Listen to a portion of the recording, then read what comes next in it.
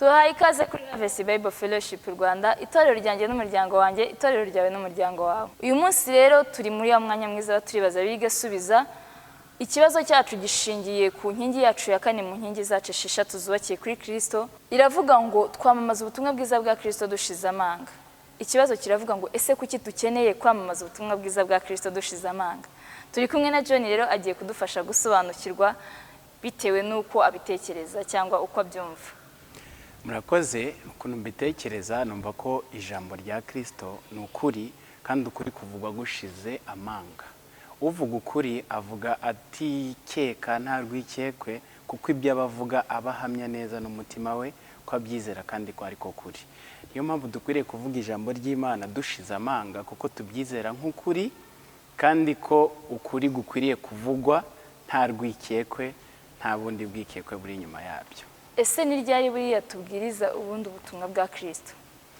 Ubutumwa bwa Kristo bukwiriye kubwirizwa igihe cyose, haba aho turi, haba mu byo dukora mu kazi kacu ka buri munsi, kuko tugira umwanya wo kubivuga mu magambo, tukagira n'umwanya wo kubyerekanisha ibikorwa tubamo. Mu nkingi 6 Harvest Bible Fellowship Rwanda yubakiyeho, inkingi ya kane yacu iravuga ngo twamamaza ubutumwa bwiza bwa Kristo dushize amanga. Ese utekereza ko ari ihe mpamvu dukeneye kwamamaza ubutumwa bwiza bwa Kristo dushize amanga? Murakoze cyane.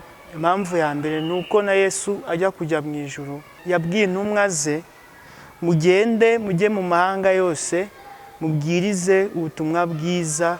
Indi mpamvu ya kabiri dukwiye kubwiriza ubutumwa bwiza dushize amanga ni kugira ngo abafite ibibazo babandi bafite ibibakomereye nabo ubwabo bahinduke babe abakristo. Ese buri gihe cyanyacyo cyo kuvuga ubutumwa bwiza ni ryari?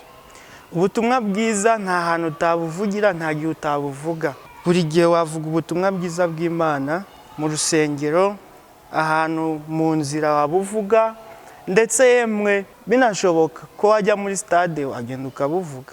Tumaze kumva rero bamwe muri twe uko babitekereza, reka dusabe pasiteri adufashe gusobanukirwa akoresheje Bibiliya.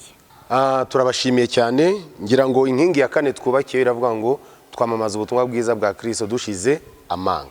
Twe ni twese.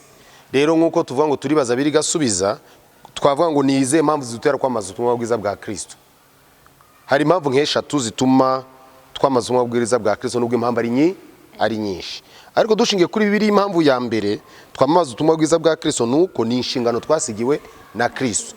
Nkuko tubona muri Matayo 28:18 kugeza kuri 20 ariho n'intego nkuru yaciri, aho Yesu avuga ngo nuko nahawe ubutware bwose, nuko mugende mu mahanga yose mwigisha abantu bizana mubatiza mu izina rya Data wese n'iry'Umwana n'Umwuka, kandi ngo ndi kumwe namwe kugeza ku mpera y'isi. Rero twamamaza ubutumwa bwiza bwa Kristo kuko ari inshingano ya buri mu Kristo twasigiwe nande na Kristo. Kwamamaza ubutumwa bwiza bwa Kristo ntabwo ari amahitamo, ahubwo ni inshingano. Iyo ni impamvu ya mbere. Impamvu ya kabiri twamamaza ubutumwa bwiza bwa Kristo ni ukubera ko hari abantu batazi Yesu, hari abantu batari bizera Yesu. Ibyo wadusomera Abefeso ibice 6:19, aho Paulo mu bice 6 avuga ku ntwaro z'umwuka hepfo kuri 19 agasaba kugira ngo nawe bamusabire abashijwe kuvuga ubutumwa bwiza ashize amanga. Abefeso ibice 6:19 haravuga ngo kandi nanjye munsabire mpabwe kuvuga nshize amanga uko mbumbuye akanwa kugira ngo menyeshe abantu ubwiru bw'ubutumwa bwiza. Paulo arashaka ngo ahabwe imbaraga amenyesha abantu ubwiru bw'ubutumwa bwiza. Hari abantu batazi ko Yesu niwe bwiru, Yesu niwe banga riri mu butumwa bwiza. Kuko ubutumwa bwiza rubwira abantu ngo Yesu aragukunda, Yesu arakubabarira, Yesu ibyaha byawe yarabyikoreye. Kuko ubutumwa bwiza iyo Yesu aje azana agakiza, kandi agakiza ni umuti w'icyaha. Ubwiriro rero bw'ubutumwa bwiza bubwirwa batari bamenya nde Yesu. Tugomba nitwe tubivuga. Paulo ari gusanga asaba izo mbaraga, natwe uyu munsi buri umwe muri twebwe ni umuvuga butumwa usabwa gusaba imbaraga kugira ngo abashishwe kwamamaza ubutumwa bwiza bwa Kristo asize iki amanga. Icya gatatu nuko hariho abarwanya ubutumwa bwiza. Soma ku murongo wa 20 urumve ibyo Paulo yavuze, aho turi mu Befeso bice 6 ku murongo wa 20. Haravuga ngo aribwo mbereye intumwa yabwo mboheshejwe umunyururu, mvuga ibyabwo shize amanga nkuko binkwiriye. Harava ngo aribwo mbereye intumwa yabwo kandi mboheshejwe iki umunyururu. Bivuze ngo Paulo yari muri gereza azira ubutumwa bwiza, yari kuza ko yabwirije Yesu, yabwirije abantu ko Yesu ari umwami. Abayahudi ko batemeraga Yesu bakamubamba bakamwica, ariko agapfa akazuka nkuko Petero nabibwirije ku munsi wa Pentekote. Paulo yageze arabizira. Uyu munsi hari abantu barwanya ubutumwa bwiza mu buryo butandukanye. Hari n'igihe kizagereyeho abantu bagafungwa, abantu bagakubitwa bazira ubutumwa bwiza, ariko twebwe tugomba kubuvuga. Kuki baburwanya? Nuko ari bwiza. Satani arwanya icyiza. Rero tugomba kubwiriza ubutumwa bwiza bwa Kristo, kubera ko ni inshingano twasigiwe. Tugomba kubwiriza ubutumwa bwiza bwa Kristo, kuko hari abatari bamenya Kristo ngo bamwizere n'umwami n'iki n'umukiza. Bakeneye umuntu babwira Yesu. Icya gatatu nuko kuko hari abarwanya ubutumwa, hagomba kuboneka ababuvuga. Kuko impamvu aburwanya nuko ari bwiza kandi isi igize ute ibukeneye. Ikindi kibazo abantu tugomba twakwibaza ngo ni gute twamamazamo ubutumwa bwiza bwa Kristo. Hari uburyo bubiri twamamazamo ubutumwa bwiza bwa Kristo muri Harvest Bible Fellowship Rwanda. Nuko uburyo bwa mbere nukuvuga, twatuza akanwa kacu twamamaza tuvuga inkuru nziza ya Yesu Kristo. Wadusomera Abaroma ibice 10 ku murongo wa 14.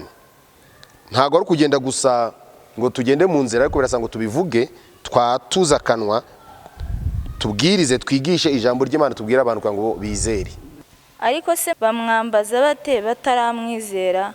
Kandi bamwizera bate bataramwumva? Kandi bakumva bate ari nta wababwirije? Kandi babwiriza bate batatumwe? Nkuko byanditswe ngo mbega uburyo ibirenge by'abavuga butumwa bwiza ari byiza cyane. Mwibuke ko twahereye ko kwamaza ubutumwa bwiza bwa Kristo ni inshingano.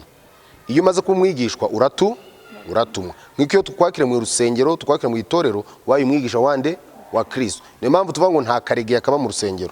Niyo mpamvu tuvuga ngo nta mukristo ndoreze ugira ute ubaho. None hari Paulo yandikira abona ngo bamwambaza guta nta wagize ute nta wababwiye. Dukene kubwira abantu Yesu kugira ngo bamumenye nabo bamwambaze. Uburyo bwa mbere tubwiriza mu butumwa rero ni ukubivuga. Ni ukugenda tukabwiriza ubutumwa aho turi hose, aho twirirwa naho dukorera. Uburyo bwa kabiri ni uburyo bw'imibereho, ni ingeso zacu nziza. Nkuko tubisanga muri Matayo 5 guhera ku 13 kugeza kuri 16.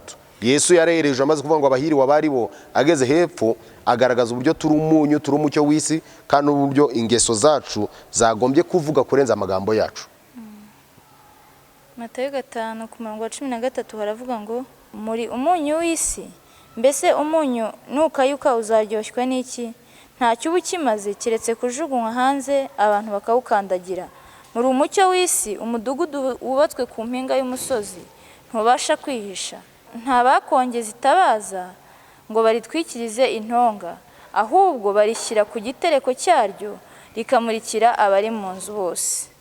Aba ariko umucyo wanyu ubonekera imbere y'abantu, kugira ngo babone imirimo yanyu myiza, bahereko bahimbaze So wo mu ijuru. Aba ariko umucyo imirimo yacu ibonekera abantu. Muri make abakristo nta banga. Ubuzima bwacu ni urwandiko. Ubuzima bwacu buri ku karubanda. Nta byo kwihishira, nabyo genda umuntu yububa. Abantu bakeneye kubona imirimo, imibereho, ingeso zacu. Nkuko no mu Bagalatiya bavuga imbuto z'umwuka wera, uzasanga harimo urukundo, kugira neza, kugwa neza, ngo ibimeze bityo nta mategeko agira ute abihana. Iyo uvuga ubutumwa ukagereka no kubaho ubuzima buvuga kurenza amagambo ugira ute uvuga, ubayeho ubuzima bugaragaza Kristo, abantu bemera bwa butumwa wigisha, Kristo baramwemera.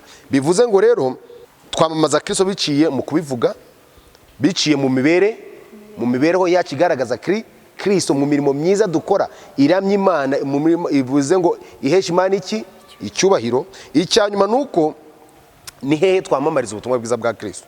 Twamamariza ubutumwa bwa Kristo aho turi hose, naho dukoreraho hose. Turi mu rugendo, turi mu rugo, turi ku kazi, mu byo dukora, aho hantu bya bintu bibiri bigomba gukorwa. Kuvuga Kristo kwagira neza, kwa ari umwami, tukatuza akantu kwa twabivuga. Kabiri, gukora imirimo myiza igaragaza ko turi abakristo bamenye Yesu. Murakoze, Imana ibahe umugisha, murakunzwe.